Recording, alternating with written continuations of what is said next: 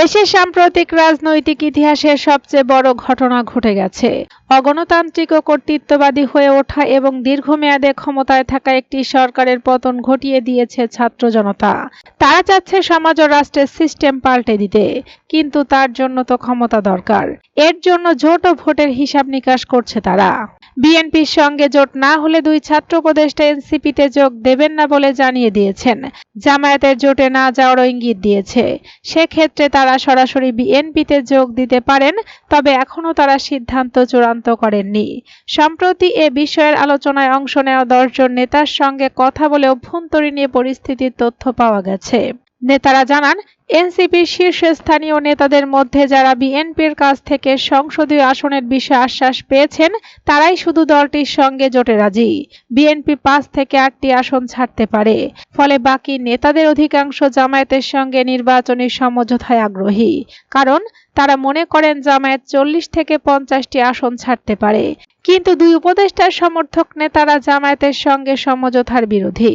এনসিপির জ্যেষ্ঠ যুগ্ম আহ্বায়ক আরিফুল ইসলাম আদিব বলেন, এনসিপি নিজের সামর্থ্য যাচাইয়ের জন্য প্রার্থী বাছাই করছে।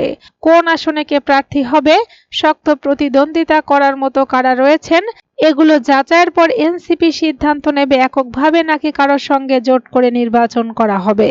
তখন ঠিক হবে কোন দলের সঙ্গে জোট হতে পারে। এনসিপির মুখ্য সমন্বয়ক নাসির উদ্দিন পাটোয়ারি এক ফেসবুক পোস্টে লেখেন, মুজিববাদ ও মওদুদিবাদীর কর্তৃত্ববাদী রাজনীতির বিরুদ্ধে সংগ্রাম কোনো দল একা পারবে না। বিএনপি ও এনসিপি গণতান্ত্রিক জাতীয়তাবাদী ধারার দুই শক্তির মধ্যে দায়িত্বশীল ঐক্য প্রয়োজন। তবে ঐক্যের শর্ত রয়েছে। বিএনপিকে তার পুরনো সীমাবদ্ধতা ও পরিবারতন্ত্রের ছায়া থেকে বের হতে হবে।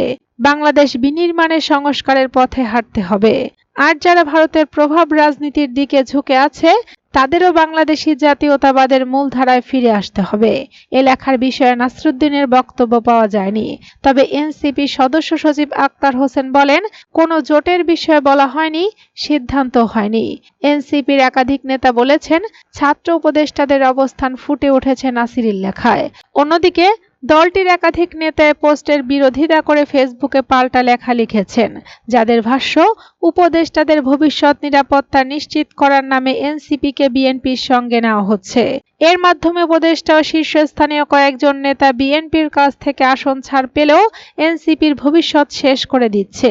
জুলাই গণ অভ্যুত্থানের ছাত্র নেতৃত্বে প্রতিনিধি হিসেবে মাহফুজ আলম এবং আসিফ মাহমুদ সজীব ভুঁইয়া অন্তর্বর্তী সরকারের উপদেষ্টা পদে রয়েছেন।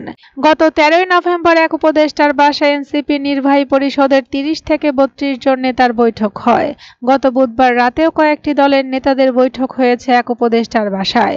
বৈঠকে দুই উপদেষ্টাকে পদত্যাগ করতে গত সেপ্টেম্বরে বলা হয় প্রধান উপদেষ্টার পক্ষ হতে। তখন তারা নির্বাচনী তফসিল পর্যন্ত দায়িত্ব পালনের কথা জানান। বুধবার রাতে অনুষ্ঠিত বৈঠকে অংশ নেয় একটি সূত্র জানিয়েছেন, বিএনপির সঙ্গে জোট না হলে ছাত্র উপদেষ্টারা এনসিপিতে যোগ দিতে রাজি নন। একজন উপদেষ্টা জানিয়েছেন, যদি জুলাই অভ্যুত্থানে অংশীদার দলগুলো জোট করতে পারে অথবা বিএনপি এনসিপি জোট হয়, তবে দলে যোগ দেবেন। জামায়াত এনসিপির নির্বাচনী সমঝোতা হলে তিনি সরাসরি বিএনপিতে যোগ দিয়ে ধানের শীষ প্রতীকে প্রার্থী হবেন, কিংবা রাজনীতিতে যোগ না দিয়ে নির্বাচন পর্যন্ত সরকারে থাকবেন।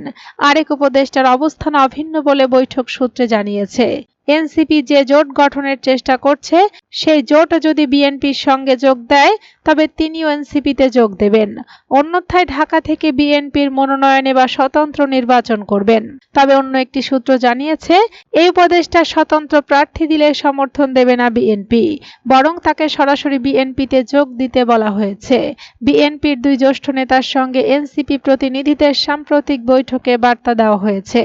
এনসিপি, এবি পার্টি, গণ অধিকার পরিষদ, রাষ্ট্র সংস্কার আন্দোলন এবং আপ বাংলাদেশ মিলে জোট করতে সপ্তাহ 2 আগে আলোচনা শুরু হয়।